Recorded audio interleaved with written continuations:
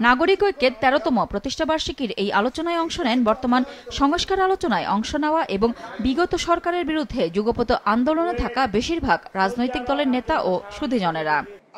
আওয়ামী লীগের শাসনামলে নিজেদের আন্দোলনের কথা তুলে ধরেন বিভিন্ন রাজনৈতিক দলের নেতারা। স্বৈরাচার পতনের আন্দোলনে সবাই ঐক্যবদ্ধ থাকলেও বর্তমানে সংস্কার প্রশ্নে সবাই একমত হতে পারছে না বলেন তারা।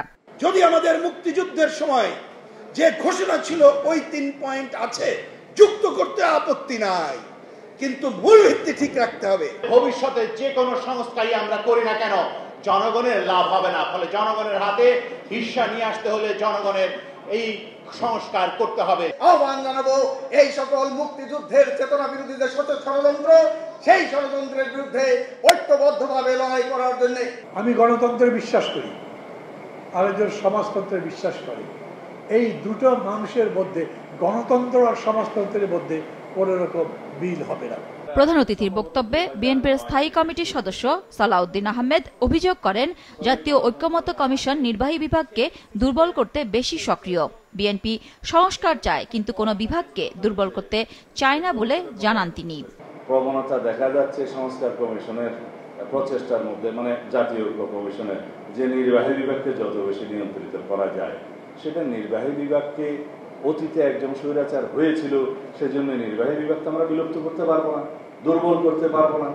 একজন সংসদীয় পদ্ধতিতে স্বৈরাচার প্রতিষ্ঠা হয়েছিল, সেজন্য তো আমরা আইনসভাকে বিলুপ্ত করতে পারবো না, দুর্বল করতে পারবো না।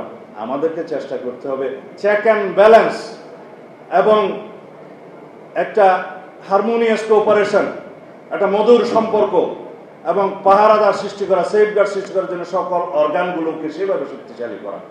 সরকারের গত 10 মাসের নানা কর্মকাণ্ডের সমালোচনা করেন কেউ কেউ। আমরা বলেছি সরকারকে বিচারটাকে দ্রুত লয়ের সাথে বিচারের দৃশ্যমান করেন, কার্যকর করেন। সংস্কারের ব্যাপারে অতি অবশ্যই এটা নিয়ে চাপাচাপি করার কোনো সুযোগ নাই। অবিলম্বে নির্বাচনের তারিখ ঘোষণা করা হোক। গণতন্ত্রকে শক্তিশালী করতে গণতান্ত্রিক রাজনৈতিক দল প্রয়োজন বলেও মত দেন নির্বাচন ব্যবস্থা সংস্কার কমিশনের প্রধান বদিউল আলম মজুমদার। দিন বদলের সনদটা ছিল আওয়ামী লীগের অঙ্গীকার। দল যদি সেদিন তাদেরকে কাঠগড়ায় দাঁড় করাতো শেখ হাসিনাদেরকে, তাহলে বাংলাদেশের ইতিহাস ভিন্ন হতো। গণ অভ্যুত্থানের মধ্য দিয়ে রাষ্ট্র সংস্কারের যে সুযোগ তৈরি হয়েছে তা কাজে লাগাতে পারলে নতুন দিগন্তের সূচনা হবে, এমন মত দেন অধিকাংশ বক্তা। নুরুন নাহার উইলি, মাছরাঙা সংবাদ, ঢাকা।